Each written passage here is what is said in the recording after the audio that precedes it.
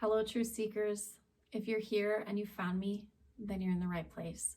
My name is April, and I'm a spiritual mentor here to guide others like me who are on an awakening journey to heal from unhealthy patterns, self-sabotaging behaviors, and to reconnect with themselves so that they can fully step into becoming their most authentic and aligned selves. Today, I'm going to share with you my 5 spiritual practices that have helped me grow and expand and transform beyond my wildest dreams. These are just my practices. You have to find whatever works for you or adapt them to meet your own needs.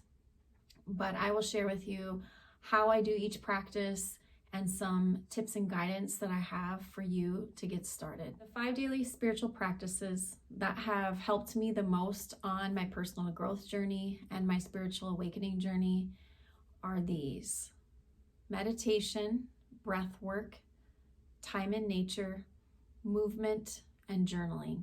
And I'll go through each one and how I practice those, give you some tips and guidance, and then you can take what you wish from it and leave the rest. But I do hope you find something helpful in these practices that you can apply to your everyday life.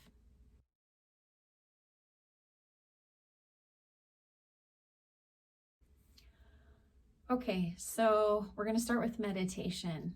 And no, I do not sit like this on the grass with my incense and candles, although sometimes I have, but that is not the normal way I meditate. But meditation for me is probably the thing that has moved me the farthest and has been the most powerful for me on my spiritual awakening journey. It has helped me tap into parts of myself that I didn't know were there, and also to connect with my spirit guides, my spiritual gifts, and my higher self so that I can gain the wisdom and clarity that I need to move forward. And if you follow any sort of spiritual teachers or gurus, they will tell you the same thing, that meditation is the key to transforming your life. Wayne Dyer, Abraham Hicks, Joe Dispenza, Neville Goddard, they all talk about the power of the mind. And we know as human beings that our minds tend to wander. We have a lot of distractions being thrown at us at all times. We're in a culture that thrives on busyness and stimulation. And so meditation is so crucial for you, not just for your spiritual growth, but for your overall well-being, your overall sense of calm and peace and balance. And for me, I use meditation to calm my mind and to work through issues that are coming up.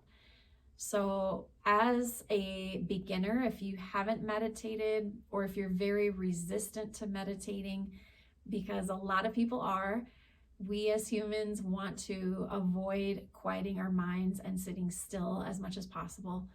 But if you are a beginner, I would recommend starting with a guided meditation. And I'm going to give you a couple of recommendations, but you can search on YouTube and find meditations on almost any topic.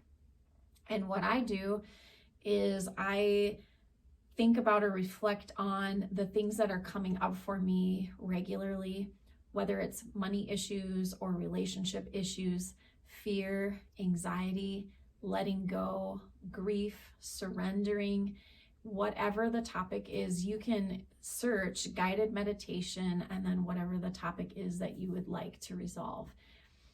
I always have to search a while before I can find the right practitioner.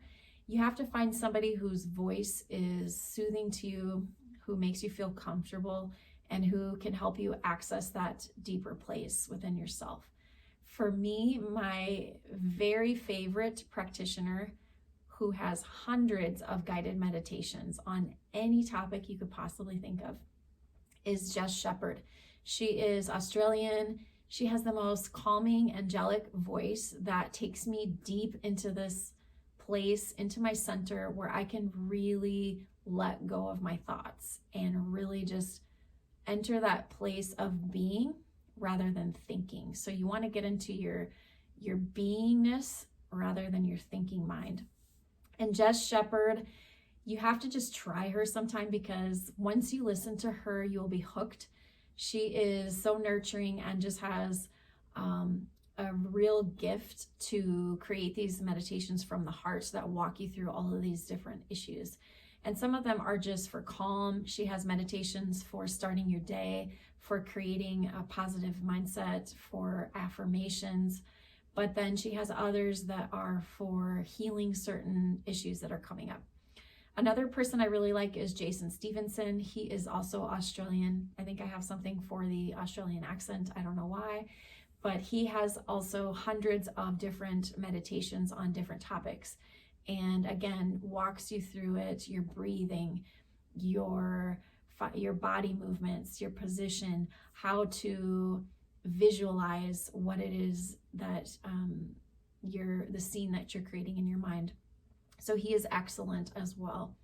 And then I like Wayne Dyer. Wayne Dyer has some good meditations. Abraham Hicks, I listen to a lot, but she has a couple of good morning meditations where if you just want to set yourself up for the day and make sure that you go into your day with an appropriate mindset and you've cleared out any stress or residual thoughts from the previous day, that's another good way to use meditation. So start your day with it, the first 15 minutes. I like to meditate. I'm kind of a nerd with meditating, but I like to meditate right before bed, and I'll do that to fall asleep. And I usually do just sound meditations to different megahertz. And then I do other meditations in the morning or as needed throughout the day if something is coming up for me. So I think that it's a great way to start. And once you master the guided meditations and you feel like you're making some progress and you're really able to tap into your inner being, then you can try meditations that are just music or nature sounds, or some people just do silence, and that works as well. But I think that's something gradual that you work your way up to. Whatever you decide, just try it for 1 week. I want you to, this is your homework, I want you to think about a topic you have been struggling with. Anxiety, let's say. A lot of people have trouble with that. I want you to search for guided meditation, anxiety. Better yet, go check out Jess Shepherd, and then try to keep it short, because if you're a beginner and you do too much, it may be overwhelming. So try to find a meditation that is around 20 minutes long. That's a good length of time. Or you can stop the meditation at 20 minutes if you want. But put yourself in a comfortable place, lay in your bed with no distractions, make sure you're alone, you're not going to be disturbed, that you're in a place where you can fully relax and tap into it, and you're not rushing off to do something else. And then let me know if you, after doing that for 5 days in a row, if you don't start to feel amazing. I think you will, and I hope that you build this into your daily practices.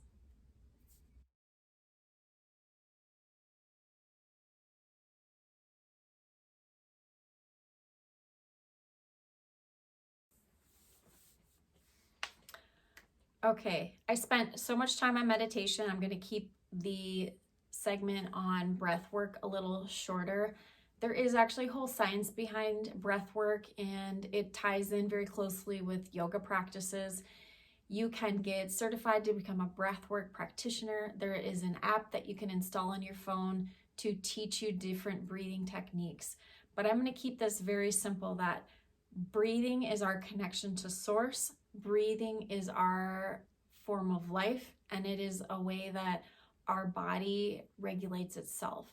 So one thing I really like about breath work is that you don't need to make a special place for it. You can do it from wherever you are, in your car, at your desk at work, at home. Whenever you notice yourself struggling with anxiety, or your mind is busy and overthinking, but you're not in a place where you can go meditate, you can do some breath work practices. And a simple technique that a lot of therapists would even teach you is just to do 3 deep controlled breaths very slowly, or 3 quick breaths. I do the I do the 2 short and 1 long breath, and that really gets energy moving and it helps release. And if you do that over and over until you start to feel a sense of calm, that is an easy way for you to get yourself into a calmer state and regulate your nervous system. It just helps you feel better throughout the day and less anxious and more focused, and lets you have an overall sense of well-being. So those are some of my breathwork techniques. Breathwork is an ancient practice coming from the Asian culture and ancient shamanism, and there's a lot more that I could tell you about it, but I would encourage you just to use breathing as a way to calm yourself anytime you feel the need.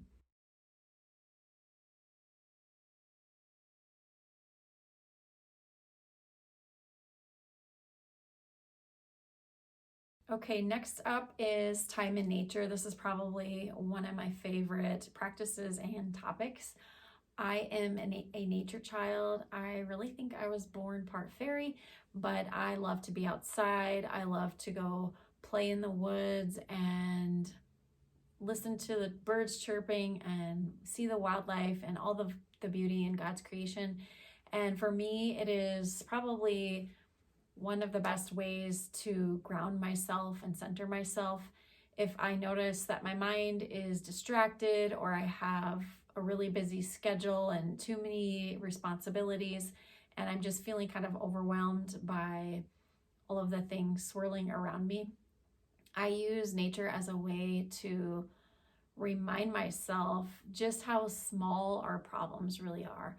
When you look at the ocean, when you go out into the forest, when you go to the mountains and you see the vastness of God's creation and you see the beauty of it, and you realize that all of nature is continuing to live and thrive and it has exactly what it needs to exist, then you are reminded that your problems really are not that big. So that is what I love about going into nature. I also kind of combine it with movement, and I'll talk about that in the next segment, but I like to hike or go on walks or rollerblade or run or bike, do anything where I'm both moving and outside, because then I'm getting the benefit of both the beauty and the fresh air and also the movement. So wherever you live, there has got to be a beautiful place that you could go lose yourself for a while, where you're not thinking, you're not doing, you're just being, you're just allowing yourself to soak in the beauty. And there's something about having your feet planted on the earth that reconnects you with that other part of yourself. And so wherever you live, please try to make an effort to go seek out beautiful places, whether it's a beautiful state park or a lake or a beach or hiking trails, anywhere that you feel peaceful and calm and can just appreciate the beauty. I would encourage you to build that in several times a week as part of your spiritual practices.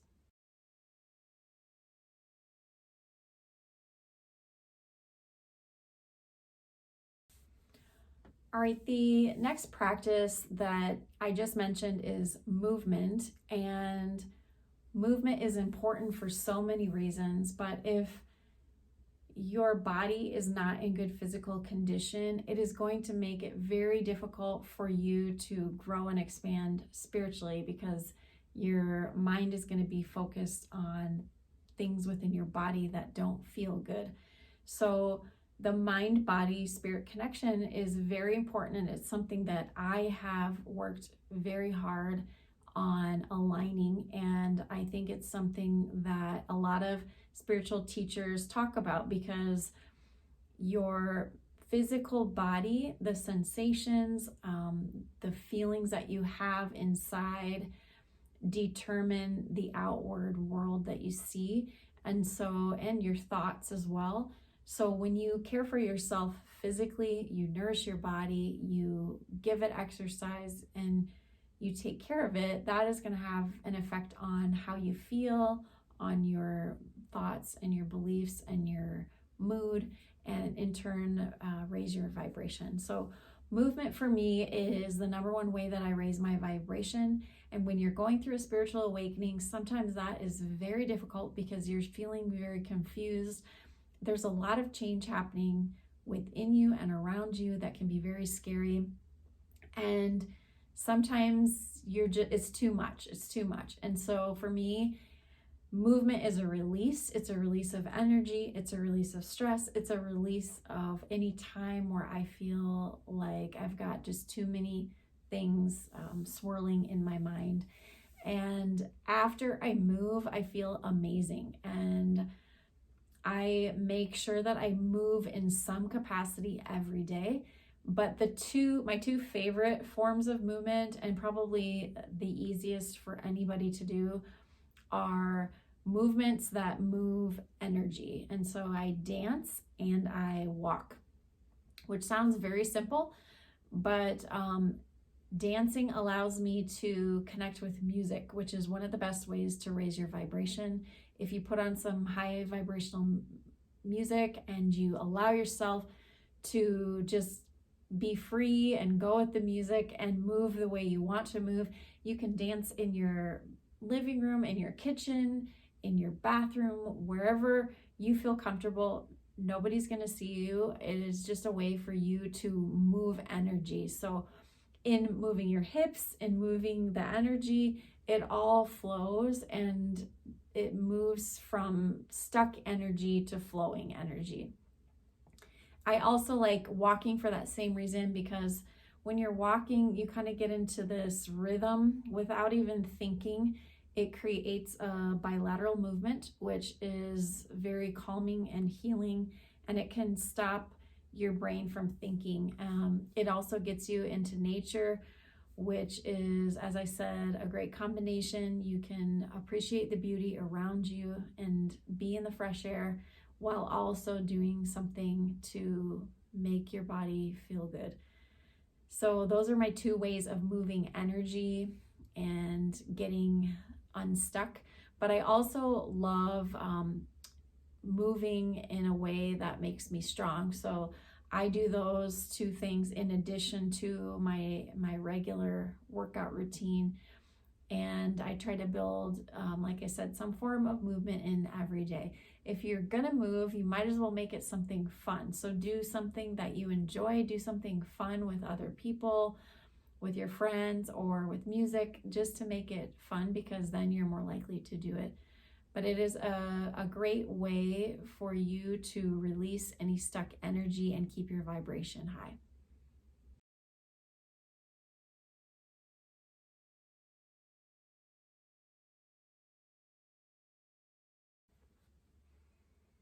Okay, last segment, last spiritual practice is journaling. It is also like meditation, one of the things that people avoid doing or don't get very excited about doing. But I'm probably partial because I'm a writer, and for me, I enjoy writing, and it is a way for me to tap into my subconscious and do a lot of deep healing. But if you're not a writer and you don't enjoy writing, it may be necessary to start small and work your way up to it, and maybe build in once a week and then twice a week and gradually work your way up. But I wanted to show you, these are some of my journals. I just use these tiny notebooks, and I have hundreds of these. Since my awakening began in 2019, I have filled journal after journal after journal after journal. And for me, it is probably one of the most powerful healing practices, because it is almost like therapy when you don't have somebody at that moment to talk to when something is coming up.